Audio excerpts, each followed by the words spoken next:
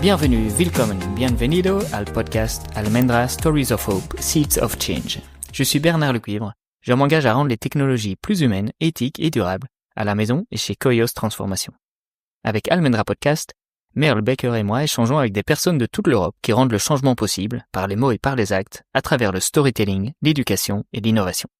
Mon invité aujourd'hui est quelqu'un qui œuvre avec stratégie et humanité, qui relie performance et robustesse, Maud Larochette. Bonjour Maud, je suis ravi que tu sois là aujourd'hui, c'est un plaisir.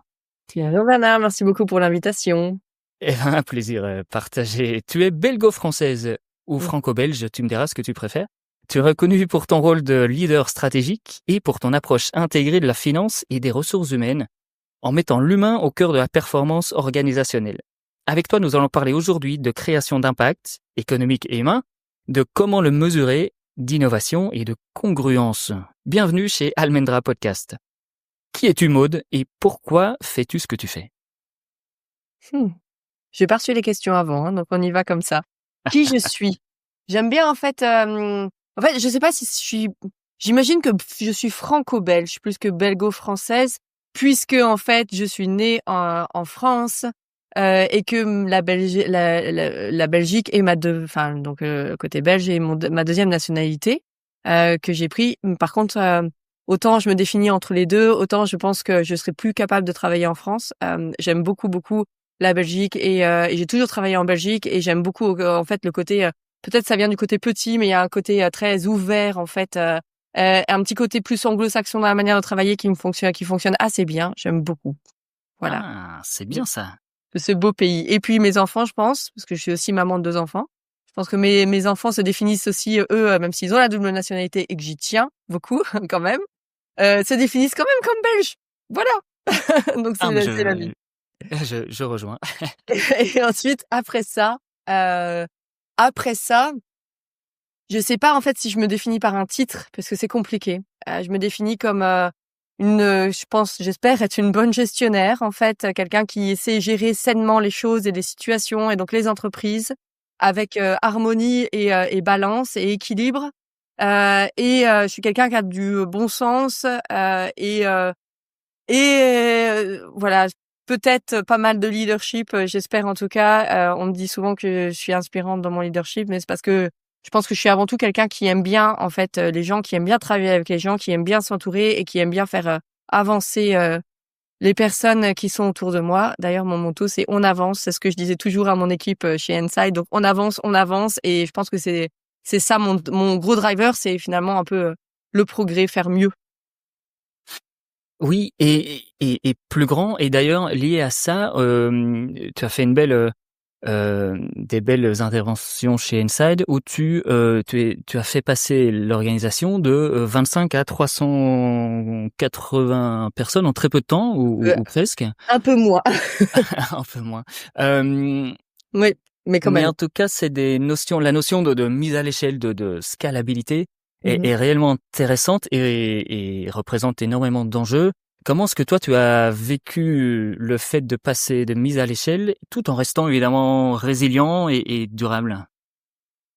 En effet, donc en fait, quand j'ai commencé chez Inside, j'étais la première CFO de l'entreprise et on était 20. Je suis passée après, donc après 8 ans, donc je viens juste de quitter et voilà 8 ans, donc on est passé à 220 personnes. Mais présents aussi dans divers endroits du globe. Donc pas uniquement finalement en Belgique. On a ouvert des bureaux aux États-Unis et au Japon. Et on a pas mal de gens qui font du full remote. Donc c'était aussi ça la complexité finalement de la croissance et de la scalabilité, c'est qu'elle ne s'est pas fait dans un seul endroit. Et elle s'est fait avec un business model qui a changé aussi entre un business model de service vers du SaaS et un business model un peu hybride.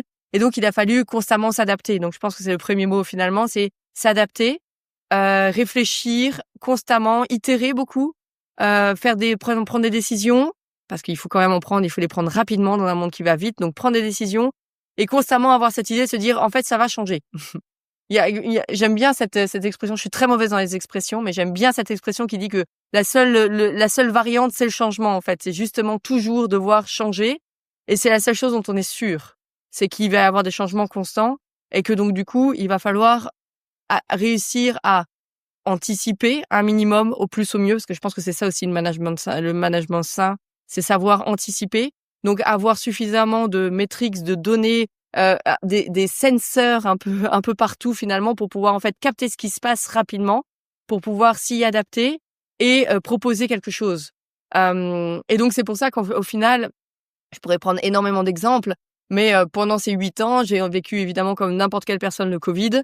Qu'est-ce qu'on fait en fait? Comment est-ce qu'on fait pour et qu'est-ce qu'on demande aux gens de faire? Qu'est-ce qu'on demande aux gens de réaliser? Là, dans ce genre de grande incertitude où on n'a pas de règles claires qui sont données particulièrement par personne, parce que personne ne sait au final, il faut toujours en fait réfléchir à quelle décision on va prendre et comment est-ce qu'on va prendre et comment est-ce qu'on va faire revenir les gens au bureau, est-ce qu'on veut les faire revenir ou pas, et se dire que finalement, en fonction d'eux, l'après, le tout de suite, j'avais tout à fait conscience que par exemple, tout de suite après le Covid, ça ne serait pas la même chose que 6 mois après le Covid.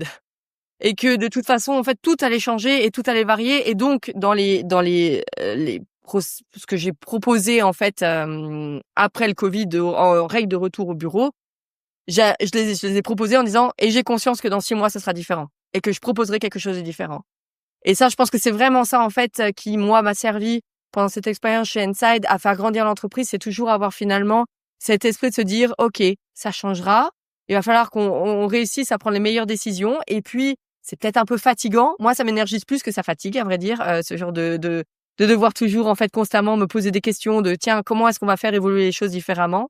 Et donc, ça fait 1 mois que je suis partie. Et dans mon farewell, ce qu'on m'a dit, c'est que j'avais toujours une to-do list énorme et plein de changements et que s'il y avait bien vraiment quelque chose qui était constant, c'est finalement que j'allais clairement changer d'objectif, faire des nouvelles choses, etc. Mais c'est parce que vraiment, je pense que le business en avait besoin, en fait. Nécessitait vraiment d'avoir ça. Et tu arrives alors à vraiment faire la part des choses entre l'urgence, que ce soit, comme tu dis, pour répondre à des objectifs ici de leadership dans une orga, ou alors pour les sujets qui nous occupent, soit en privé, soit pour le monde. Et malgré tout, de prendre le temps de réflexion et de gérer l'esprit critique dont on aurait besoin. Donc c'est vraiment urgence et le temps long. En fait, j'aide. C'est très intéressant ce que tu dis. Je trouve que c'est un peu ce grand écart-là, et je pense que c'est ce qu'il faut aux leaders aujourd'hui, en fait, d'être capable de faire ça. Et je suis en train d'aider une autre scale-up aujourd'hui, et en fait, c'est quelque chose que je leur dis beaucoup. Je leur dis, mais en fait, vous êtes la tête dans le guidon. Si vous êtes la tête dans le guidon, vous n'allez pas réussir à faire scaler l'entreprise. C'est impossible. Si vous n'arrivez pas à prendre du recul sur les tâches opérationnelles, et moi j'entends bien et je sais très bien que c'est très difficile en fait de toujours être dans l'opérationnel quotidien et les urgences qui arrivent, et il faut bien le traiter ce patient, il faut bien faire des choses et tout, on est obligé de le faire, oui, mais il n'empêche, il y a toujours en fait une petite barrière qu'il faut prendre pour pouvoir en fait faire en sorte de pouvoir en fait avoir cette réflexion là, parce que sinon on sera toujours en fait. En anglais, c'est chase your tail. C'est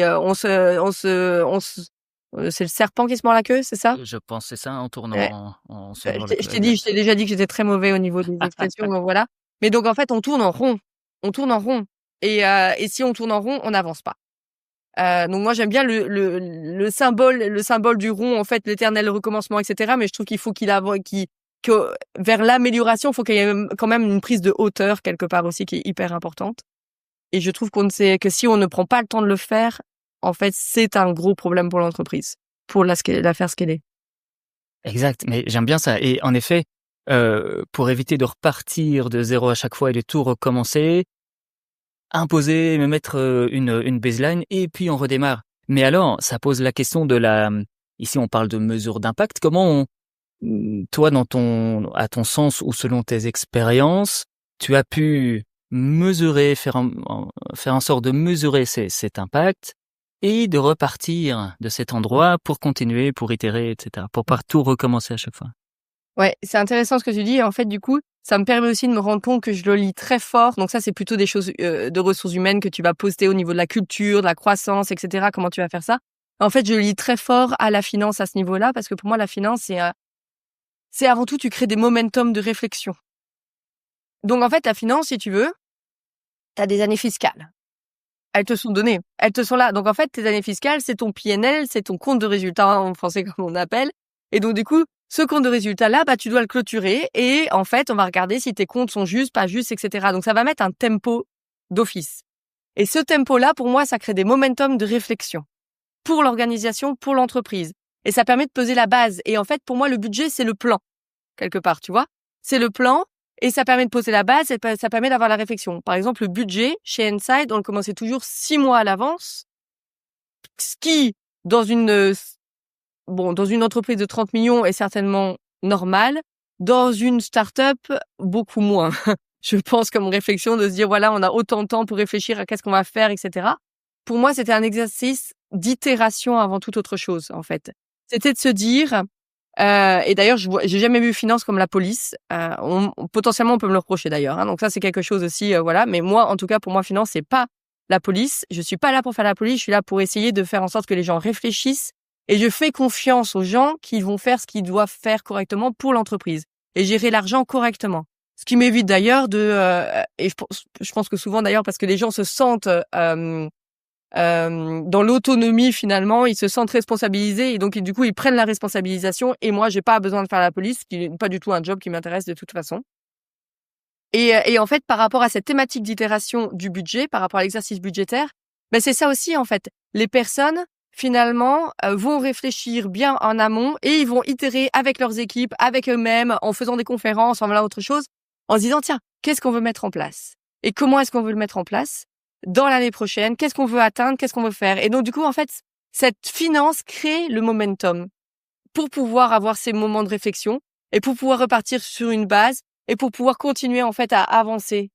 Et c'est en ça, finalement, que finance et RH sont très liés d'une certaine manière. En fait, ce que tu veux mettre en place dans les ressources humaines, en réflexion, en autodétermination, en faisant en sorte que les gens soient responsabilisés. En fait, c'est très lié finalement à les prendre dans ces momentum-là qui sont des momentum financiers. Ça, c'est intéressant, ça. La finance comme levier d'opportunité qui donne la confiance et pas l'inverse. C'est souvent pris comme une contrainte qui enlève l'autonomie. Ouais, c'est intéressant, ça. Et justement, quand tu parles de lier le monde de la finance et des RH, on dit beaucoup de toi, on te lie souvent au concept de congruence. Est-ce que ça te parle? Oui, ça me parle quand même, c'est heureusement. En fait, moi, j'utilise beaucoup la cohérence plus que la congruence, mais il n'y a pas forcément énormément de différence, je crois. Ou congruence, c'est encore plus holistique. Mais dans ma manière de faire c'est vraiment en fait se dire que toutes tes actions que tu prends doivent être cohérents par rapport à ce que tu désires, ton idéal en fait. Est-ce que tu veux pour l'entreprise et la vision que tu as pour l'entreprise. Et donc je pourrais donner plein d'exemples mais comme je t'ai dit là par exemple, je viens juste de commencer une autre mission. Je crois savoir vers quoi ils doivent arriver et donc n'importe quel recrutement par exemple va être pris par exemple par rapport à ce end state que je vois là et en la manière même de recruter en fait par exemple prendre les équipes avec essayer de le faire de le faire en toute transparence, réfléchir à leur chart de manière holistique, etc. Tout ça en fait est lié à ce que au projet et à la cohérence par rapport au projet en fait. Et pour moi c'est quelque chose d'extrêmement important et d'extrêmement clé. Quand on n'est pas cohérent, déjà il y a pas de confiance. Ma mère était prof de communication et elle m'a toujours dit et c'est vrai que c'est quelque chose que je ressens fort chez les gens, il y a un truc qui me dérange, c'est quand leur verbal et leur non verbal ne coïncident pas. Il y a un truc qui et donc en fait de facto on va focaliser sur tiens mais qu'est-ce qui se passe, pourquoi et du coup ces personnes-là vont instiller moins de confiance parce qu'ils sont moins entiers quelque part dans leur truc et donc en fait pour moi la cohérence par rapport au projet, voilà je te prends l'exemple d'un individu même, mais je trouve qu'au niveau de l'entreprise c'est très fort comme ça aussi. Au niveau de l'entreprise finalement on a nos défauts, ça veut dire qu'on assume aussi nos défauts, on sait qui on est, on assume nos défauts, on assume nos qualités. Mais en fait, on est assez cohérent finalement dans qu'est-ce qu'est l'entreprise. Et du coup, ça crée, par exemple, pour repartir sur les RH, ça crée une employer branding assez fort. où on sait directement, en fait, quand on rejoint Inside, on sait ce que ça va être. On n'a pas de mauvaise surprise. On sait que ça va être potentiellement très exigeant parce qu'en fait, on va avoir beaucoup à bosser, on va avoir beaucoup de boulot. Mais on sait qu'on va bien s'amuser, on sait qu'on va apprendre plein de choses, on sait qu'on va être dans un truc donc qui est pas fait pour tout le monde. Et du coup, ça permet aussi d'éviter d'avoir des mauvais recrutements, d'avoir des personnes qui arrivent et en fait, on se dit, bah non, j'ai pas signé pour ce job ou j'ai pas signé pour cette entreprise ou j'ai pour cette manière d'être et tout. Donc en fait, être cohérent permet aussi d'éviter pas mal d'inefficacité d'une certaine manière. Et elle est pas donc on voulait parler de robustesse à un moment donné aussi. Hem, Elle est pas, en contradiction, cette cohérence n'est pas en contradiction avec la robustesse. Au contraire, quelque part. Donc c'est une manière d'être efficace, mais au sein de cette cohérence, il y a, par exemple, de la diversité qui va être recherchée. Il y a, et pour moi, la diversité, j'allie très fort, en fait, avec la robustesse, d'une certaine manière, dans mon scope à moi. C'est-à-dire qu'en fait, il va y avoir des gens qui vont penser totalement différemment. Pas forcément à sens contraire, parce qu'on va être cohérent dans ce qu'on recherche, et cetera. Et donc, du coup, il va y avoir de l'efficacité, mais au final, dans quelque chose où on va pas tous se ressembler les uns les autres non plus. On va essayer d'être un peu, justement, aller chercher, en fait, des gens qui nous complémentent. Et ça nous rend plus forts. Et ça nous rend plus résilients. Mais c'est toujours fait avec cet esprit de se dire, OK, dans dans la vision qu'on a dans l'entreprise, être totalement cohérent par rapport à qui on est et ce que nous sommes. Et ça évite d'ailleurs cette cohérence. Moi, je la lis très fort avec tout ce qui est les injonctions contradictoires qui va mener à beaucoup de mal-être au sein des entreprises. Et donc, je pense que quand on est cohérent, non seulement ça amène de la confiance, mais ça évite les injonctions contradictoires et donc, du coup, ça évite beaucoup de mal-être. On sait à qui on a affaire, on sait à quel type d'entreprise, dans quel type d'entreprise on travaille et donc, ça amène quand même un certain bien-être dans l'entreprise et ce bien-être est positif pour la performance de l'entreprise.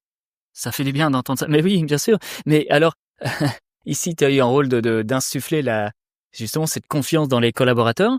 Est-ce que là, tu as aussi des tips and tricks pour amener cette confiance du leader, de ta personne, qui te permettent ensuite d'aller insuffler ça? Quand tu dis la confiance du leader, c'est-à-dire que les gens me font confiance ou tu veux dire que le leader doit faire confiance à ses équipes? Alors les deux, bien sûr, mais moi, j'ai aucun doute sur ta capacité à faire confiance aux membres de ton équipe. Mais c'est plutôt la capacité du leader, après réflexion, à se dire j'ai toute confiance en ma vision et je l'insuffle à mes collaborateurs. Mais c'est intéressant ce que tu viens de dire, parce que tu as presque donné la réponse finalement en fait dans ça. C'est avoir confiance dans sa vision, ça demande pas mal de confiance en soi, forcément. Mais moi, je suis quelqu'un qui doute beaucoup. Hem et c'est pour ça que le principe d'itération est très important aussi, et du coup, c'est aussi pour ça que c'est très important de s'entourer. En fait, il y a plusieurs choses, il y a plusieurs étapes quelque part pour arriver avoir une confiance en soi suffisamment suffisante pour être sûr que là où on va, c'est une direction dans laquelle, en tout cas, c'est good enough, tu vois, quelque part. C'est assez sûr pour pouvoir en fait la communiquer de manière assertive. Et donc, comment est-ce qu'on peut faire ça? Moi, personnellement, une des choses, c'est se connaître soi. Je pense que c'est une des premières choses. Et connaître ses zones d'ombre, donc ça demande un peu d'introspection là-dessus.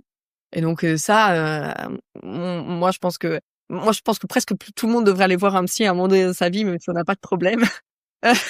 Mais au mieux aller voir un coach, quoi. Voilà, au moins pour se poser ce genre de questions-là, de qu'est-ce qui nous meut, qu'est-ce qui nous embête, quelles sont nos peurs, pourquoi est-ce qu'on a ces peurs-là, quelles sont nos forces, quelles sont nos faiblesses. Moi, je suis quelqu'un qui, par exemple, voilà, je suis extravertie, je suis jaune au niveau Insight Colors.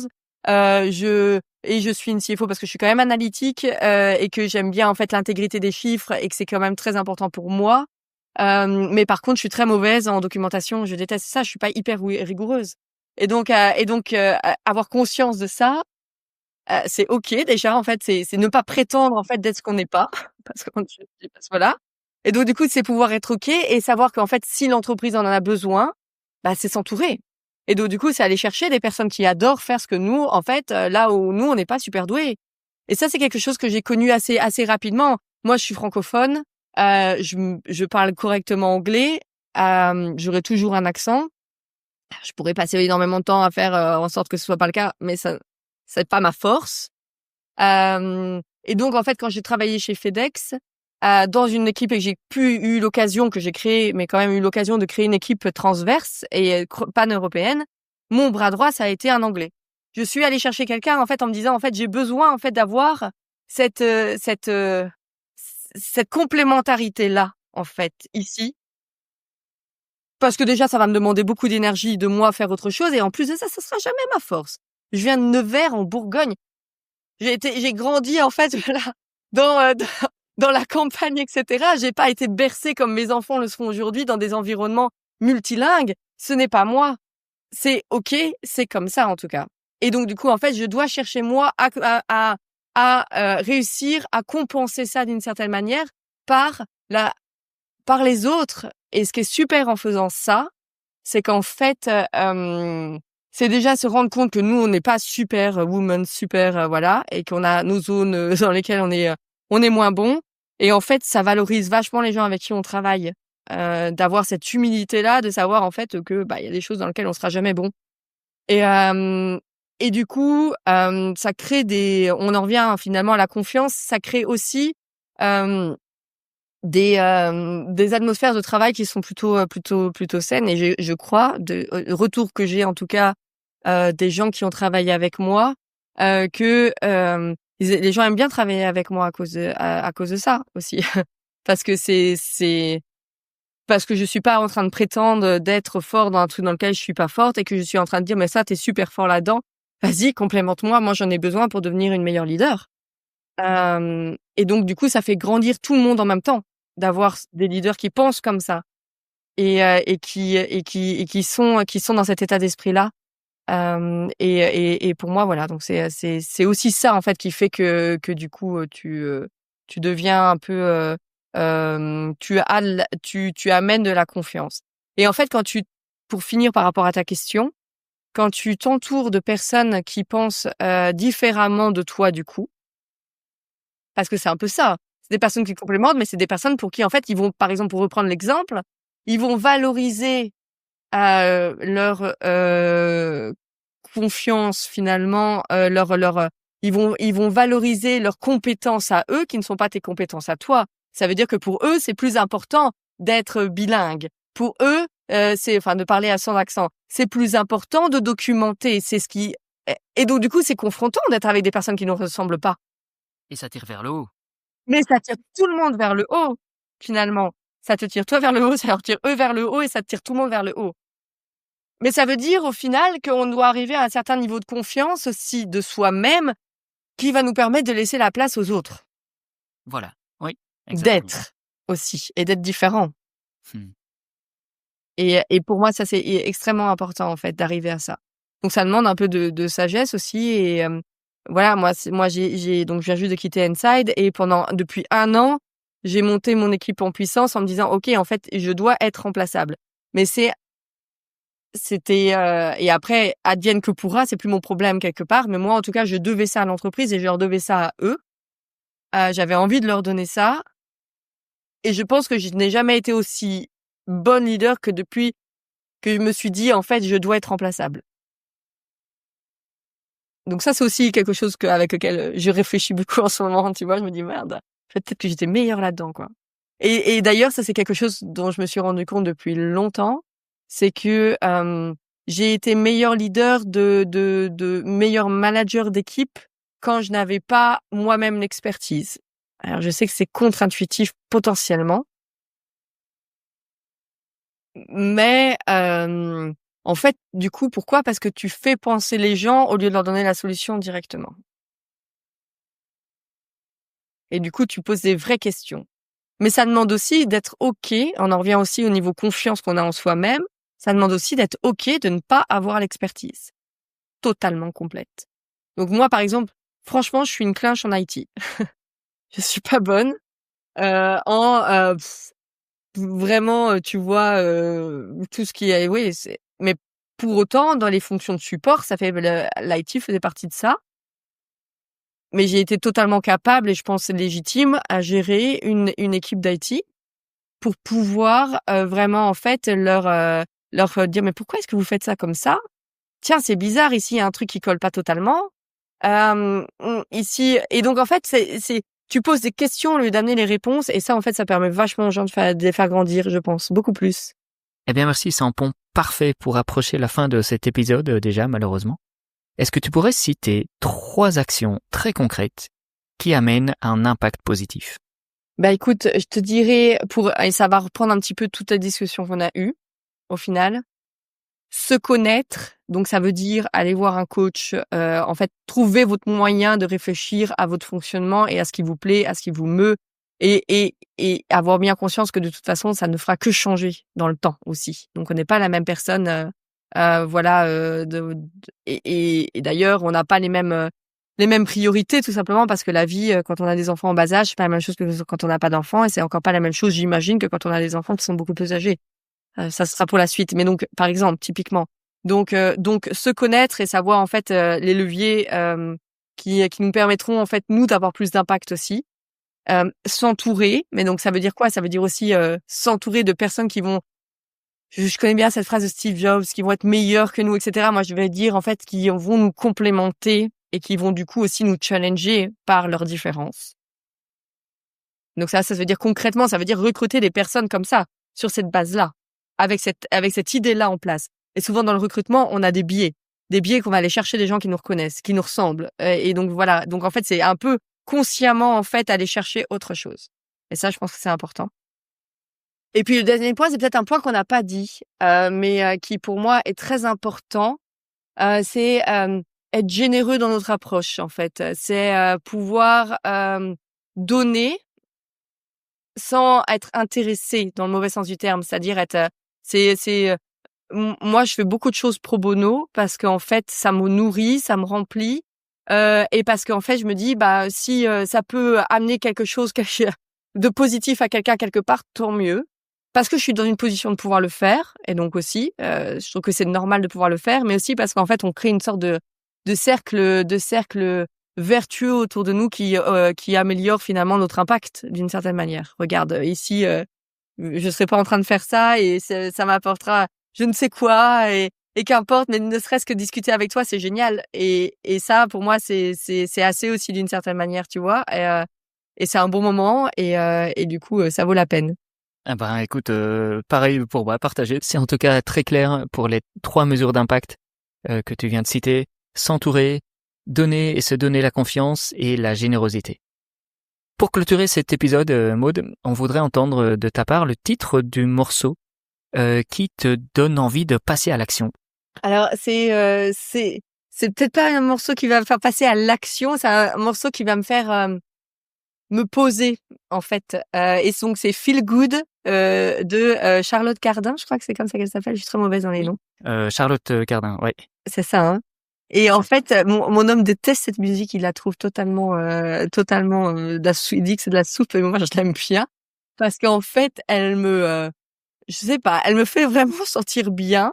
Et je pense que c'est un état d'esprit dans lequel je suis la plus performante d'ailleurs. Et ça, c'est peut-être une bonne note de fin finalement. Souvent, c'est quand j'ai l'esprit relaxed et que je me sens en fait ancrée que j'ai le plus d'impact. Et donc, en fait, finalement, cette musique me permet de le faire. Génial. Merci Maud. Avec plaisir. Pour la discussion, c'était un réel plaisir. C'était Almendra Stories of Hope, Seeds of Change. Si cette conversation vous a inspiré, abonnez-vous au podcast, partagez-le et dites-nous qui vous aimeriez entendre dans les prochains épisodes. Toutes les informations sur Maud Larochette et son impact au quotidien se trouvent dans les notes de l'épisode. Et si vous voulez en savoir plus sur nous ou sur l'idée derrière Almendra, rendez-vous sur le site web, vous y trouverez aussi notre playlist, mise à jour régulièrement pour créer en musique. Merci pour votre écoute, danke, gracias, thanks, et à très bientôt pour un nouvel épisode.